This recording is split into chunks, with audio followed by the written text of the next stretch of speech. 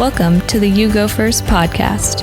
This is the place where we bring together thought leaders, business pioneers, personal development gurus, and just about any person we discover that will inspire and compel you to go first in all areas of your life.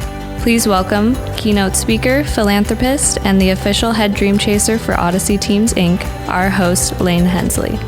All right, here we are. You go first. You go first. You go first. No, you go first. You go first, no, you Elise. Go first. All right, well, I'll go first, and it's such a pleasure to see you and get to introduce you to our You Go First audience. If you're new to the show, You Go First, the goal here is that we bring in friends of mine or people who have inspired me over the years and talk about where they're going first in their life and hopefully inspiring each of you to recognize places in your life where you're stuck and you need to go first to forgive, to take a risk, to get some more information, to make a big decision.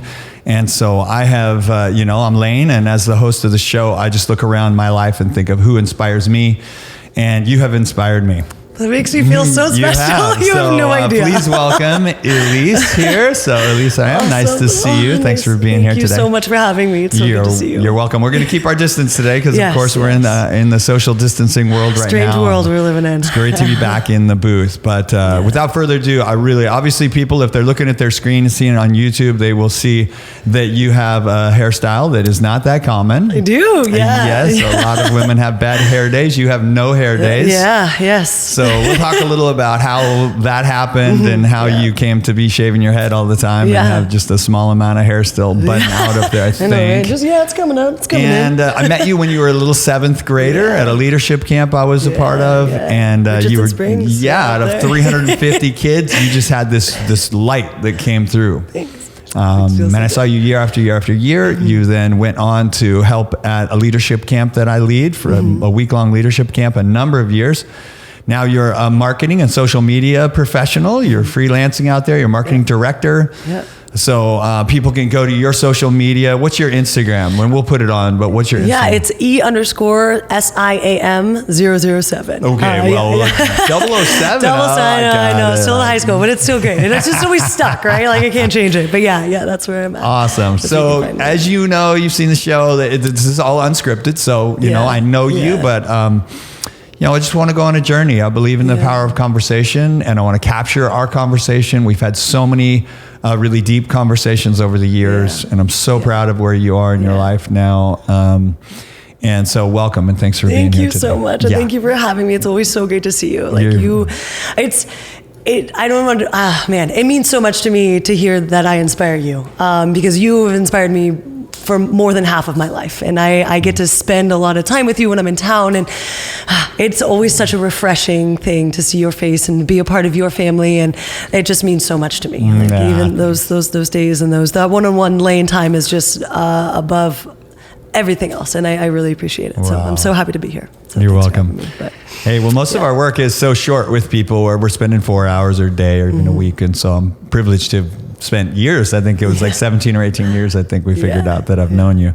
Awesome. And this is the first time really trying to capture one of our conversations. Yeah. So let's start with just, you grew up in Chico here and just give us a little glimpse into what life was like. And then we'll fast forward into different parts of your life. So tell us about you. So I grew up here in Chico. Went to Shasta Elementary. I grew up with a single parent, one older brother and my single mom. And it was an interesting childhood. I look back now and there was a lot of growing that came from it.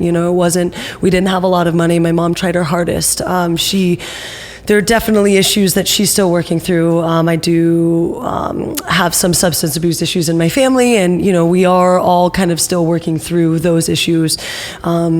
I really now at this point in my life am working on that relationship with her just because of some of those problems. But so growing up was fun. It was interesting. There's definitely still some trauma.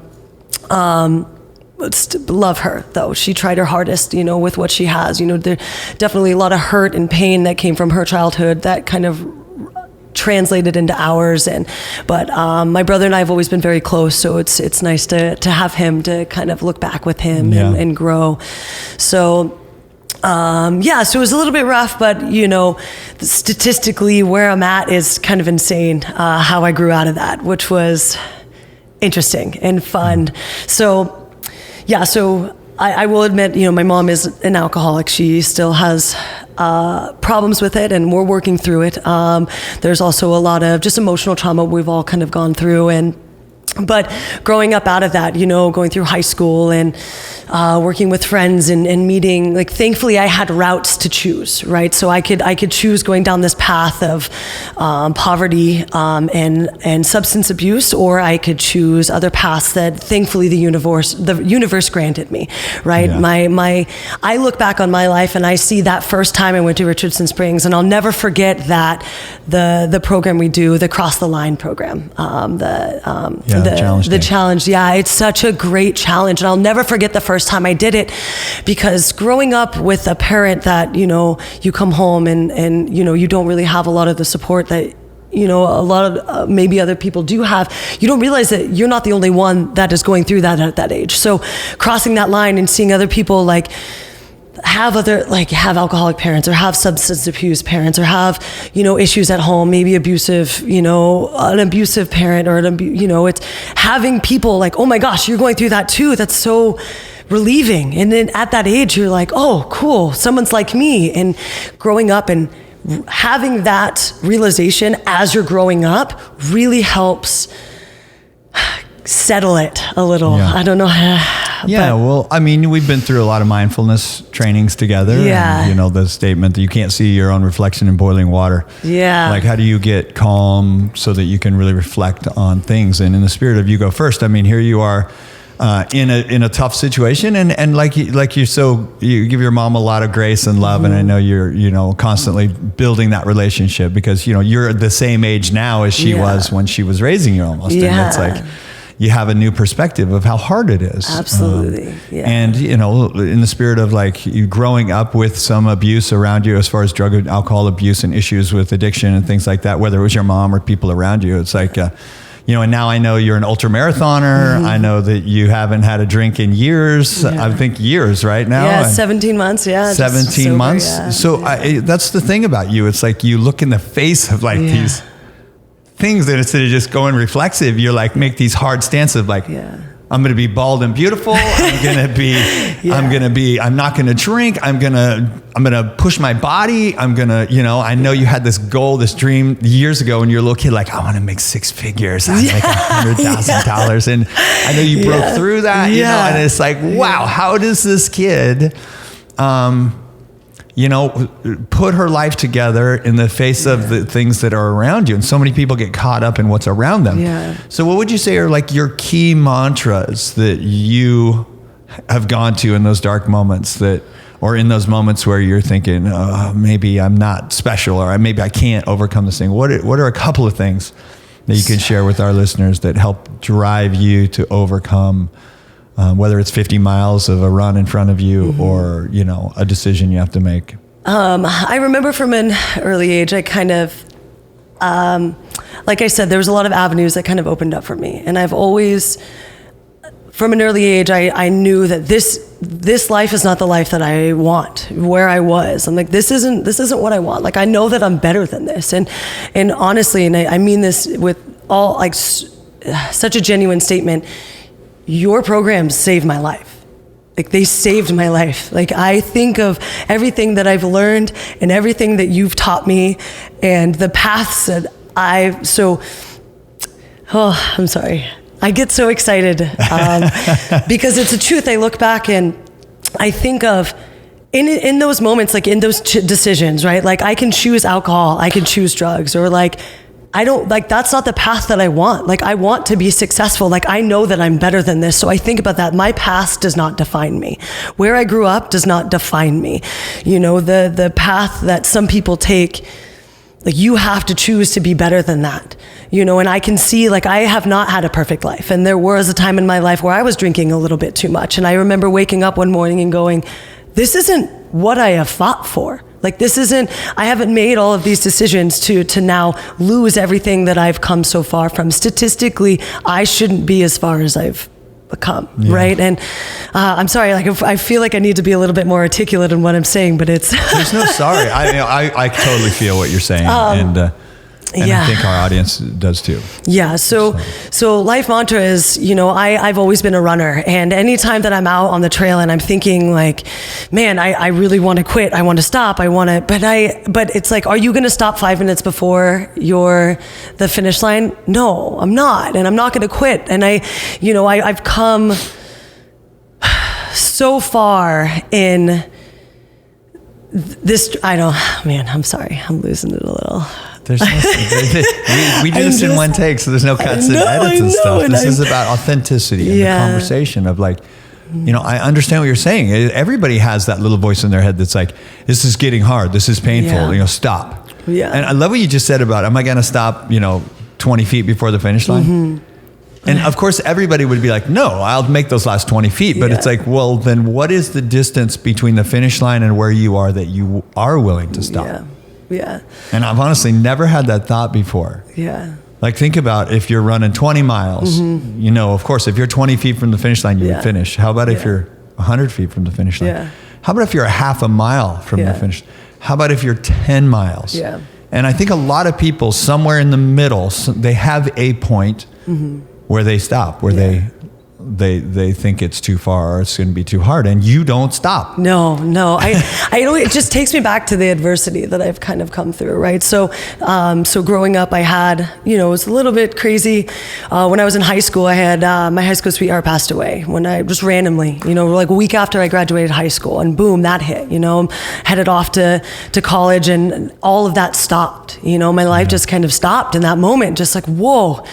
It was so traumatizing, and so just all our lives were just torn to pieces. Like all my close-knit friends, just not only that, but this person I thought I was going to spend the rest of my life with, someone who taught me so much at such a young age, boom, he's gone, and he still sits with me. He's still I still feel him, and I still love him to death. And I think back on, the sad nights I had after that, the deep depression that I've gone through, and I've still, I still hit those lulls. And over the years, I've learned that even in those darkest moments, you have to find that light. There's always going to be a light. Like, you are here for a reason. Yeah. And coming through all of those adversities, like, I know my light is just to stay positive, stay tough, and like be that light for other people. You have to dig deep. And in that sad moment, I come out of that by doing kind things for others, right? Like, I'm feeling depressed. I go and I do something for my friends. How can I make somebody else's day better so I can help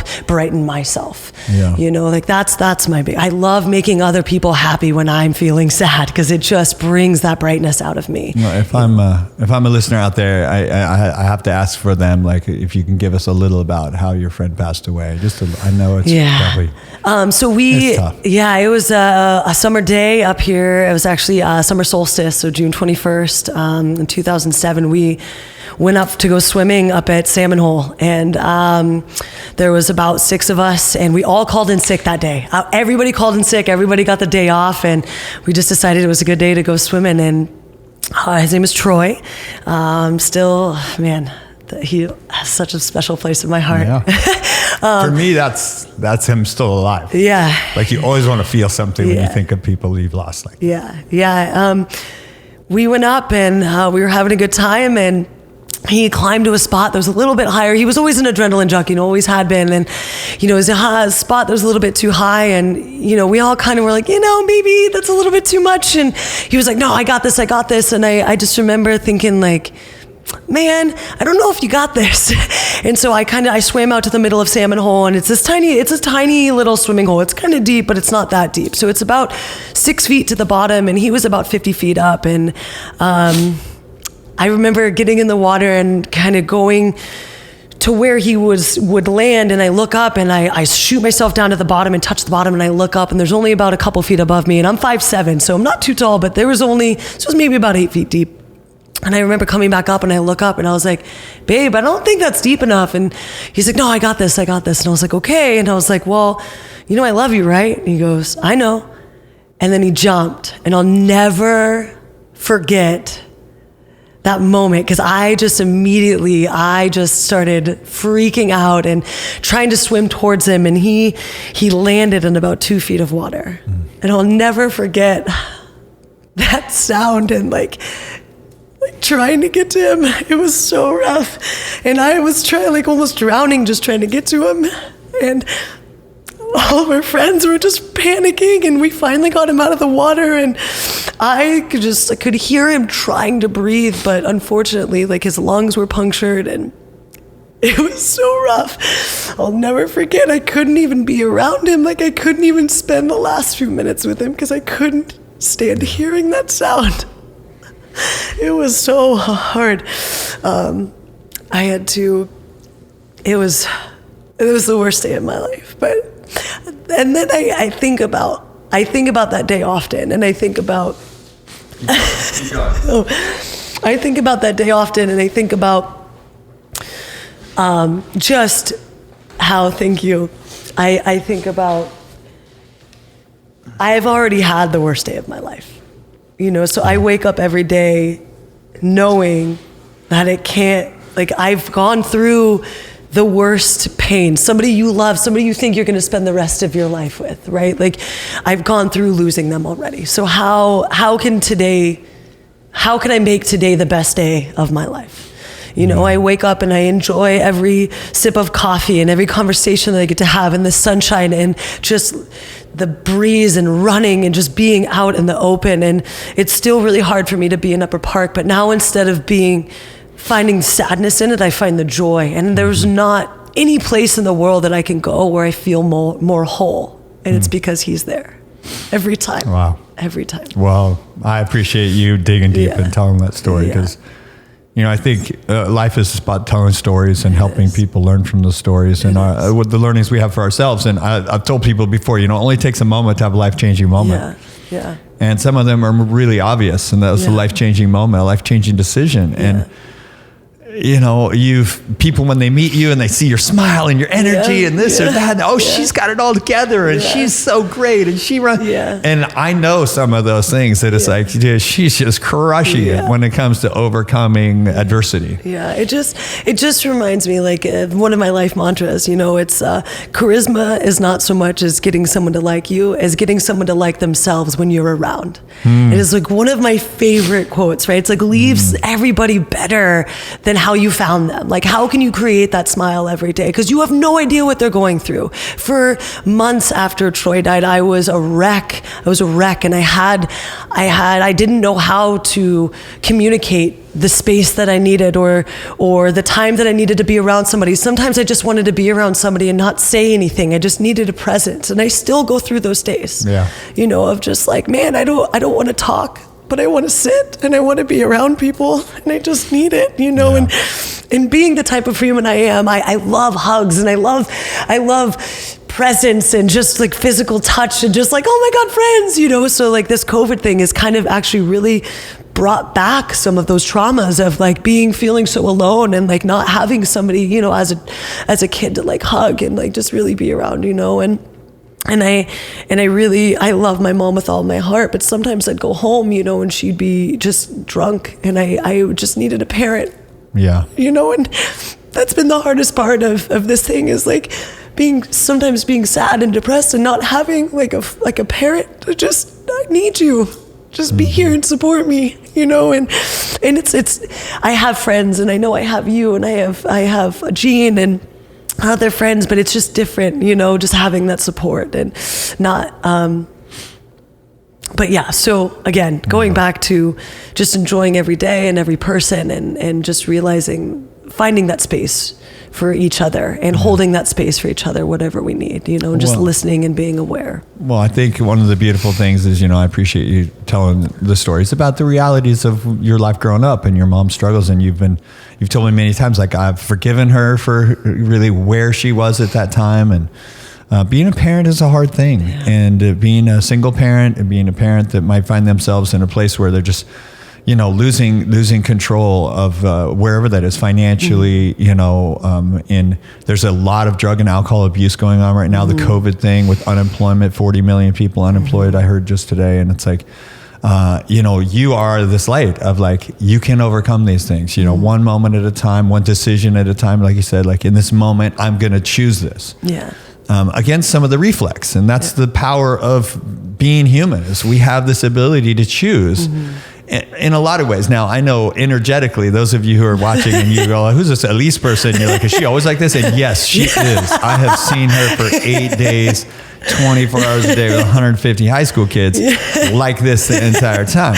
Yeah, I don't sit still often. There's just this genetic profile in you, but at the same time, life can beat us down to a place where we decide, I'm just going to disappear with suicide or just in the way we show up. Yeah. And then all of a sudden, I know a few years ago, I was like, oh, what's going on with your hair? Like, you got a whole bunch of barrettes in here. What's up? Yeah. And then one day you're just like, you're bald.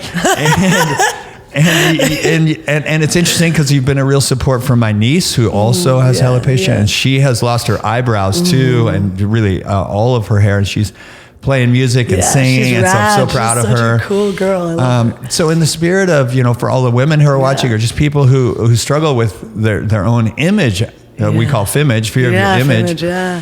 What happened and the decision to shave your head and just how people receive you. Just tell us a little about what life is like with a no hair day every day. Oh man. Okay. So this definitely just stems back to like first program, right? To the learning of just being yourself and just owning who you are.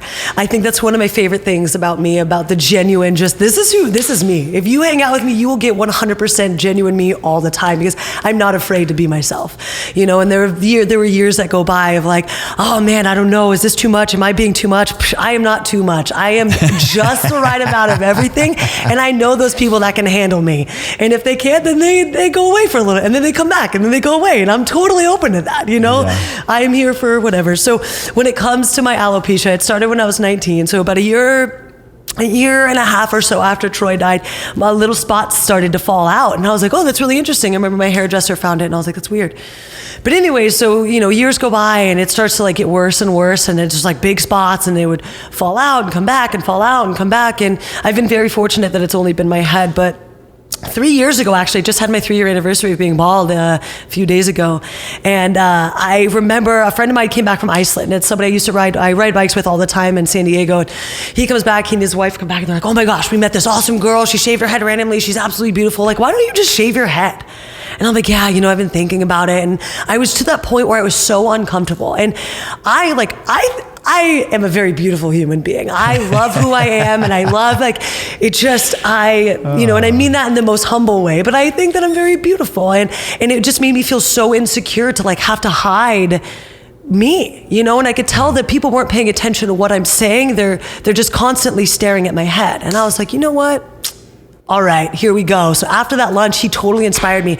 I called my buddy and I was like, yo, what are you doing right now? He's like, I don't know, watching TV. I was like, great, you want to shave my head? He's like, heck yeah, I want to shave my hair actually, man. He's like, come over.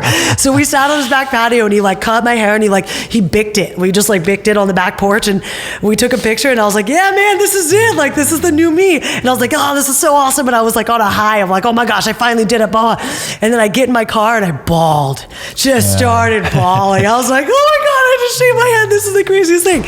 And for like the first like 6 months, I had to really fight to find the femininity in it all, right? So, because I am a very like outgoing, very like secure human being, but I'm also like a tomboy. I've always been a tomboy running around, but that I always get that question like, hey, like which way you swing, like which way you, and it's like, I have no issue with that, but it was always so hard to kind of like, how do I find the femininity in it, and that was always my biggest fear, and I don't know why, but I've finally come to terms with like, yo, like just be who you are. It doesn't matter. Like hair doesn't define me. It doesn't define anybody. Like if you want to shave your head, shave your head. Like if you want to have a mohawk, have a mohawk, and a lot of people ask me like, why don't you wear wigs? And I'm like, how awkward it is going out on a date. And then you're like, oh yeah, by the way, I'm bald. Psh, you pull your hair off. People are like, whoa, like where did that just come from? So why not just own it? Yeah. Just be who you are and own it. And it doesn't matter. Like I always get I might have a funky head. Like what if it's like bumpy? Who cares? Like just own it. I mean, I'm so glad you're here telling these stories because, this is like you're at the root of like, and obviously I don't know what it's like to be a woman, but there's a lot of, women's issues around self-confidence, around the way that media puts them in, like you should have this blonde hair and you should be this tall and you should wear this and talk like this, and just your level of, and I've seen you over the years come to absolute peace with it. And then now I've seen you at this whole new level of like calm with it. Yeah. I don't even think about it anymore. So beautiful. My daughter said to me the other day, you know, women is like a tea bag. You don't really know what's in them until they're in boiling water. You know, and I'm like, that's so cool. Like I've seen you've been in so much hot water, and there's like what's coming out of you is just more and more beautiful every year. Oh, thank you. It's so fun, and then you know, and I want our listeners to hear and really feel that they have that available to them too. Yeah.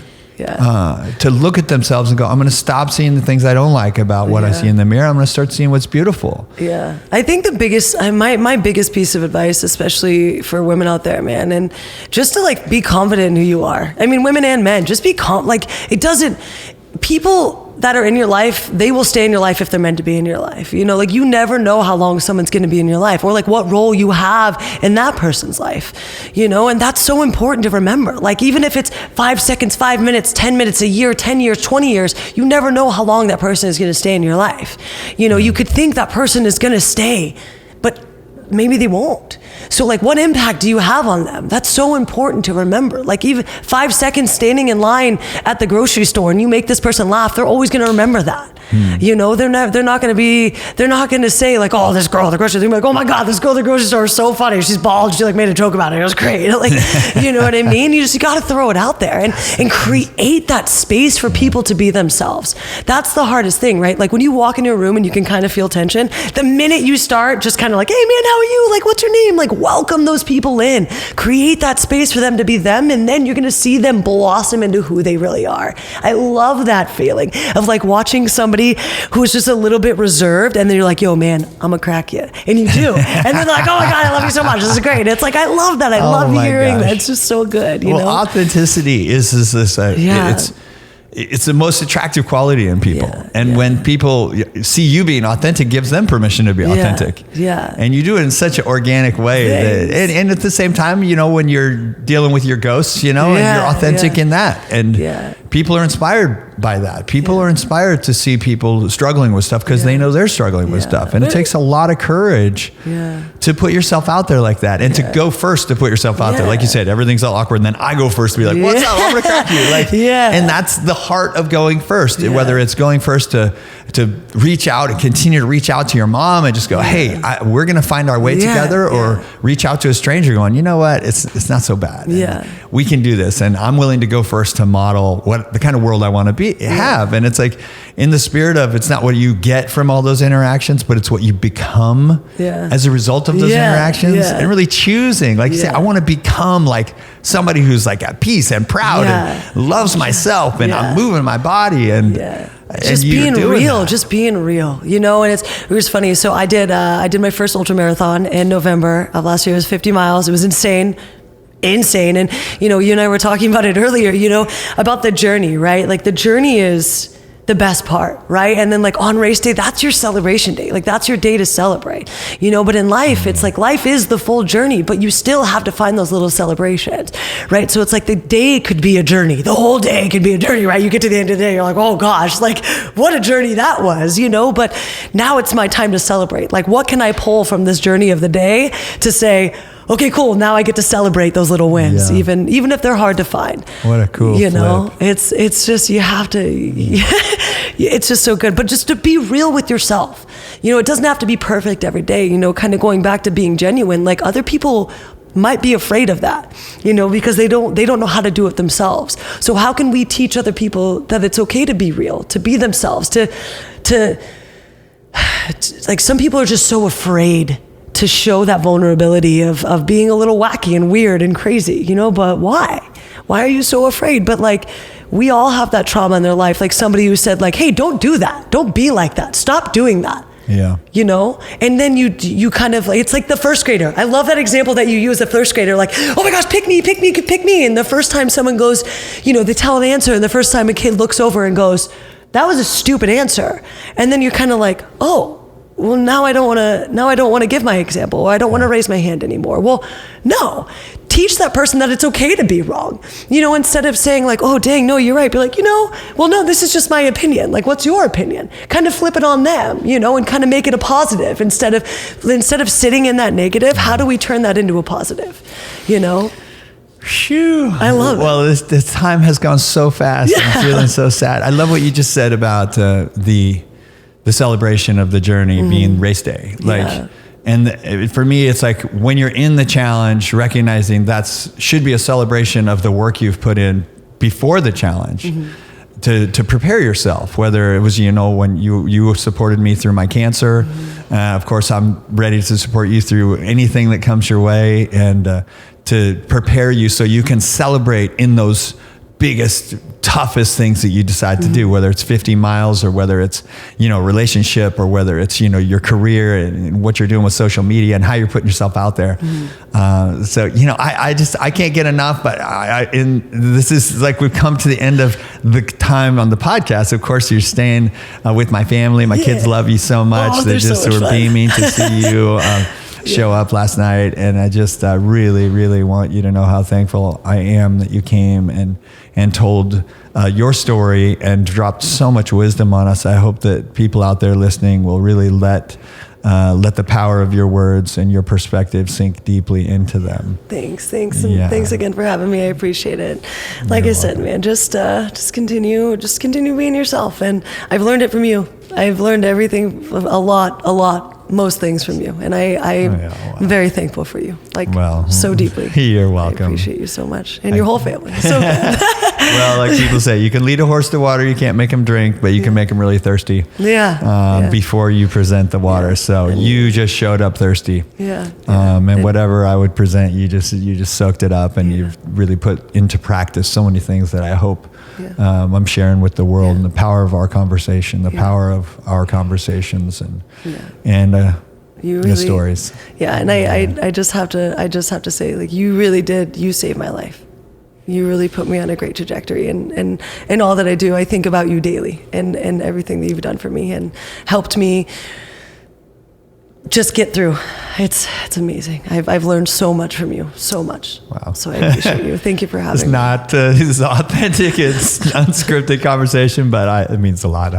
I love you. I love you too so much. So to all of you out there, you can find Elise on her social media, and she does go and talk to youth groups and kids out there to try to tell her story. If you want to have her sprinkle some of her perspective on your young people or whoever it is, we'll let you know how to find her. So with that, you go first out there. It's your turn. Do it. Get out there. Go first. Right. Go first. Thanks for listening to another episode of You Go First. We hope you enjoyed the show.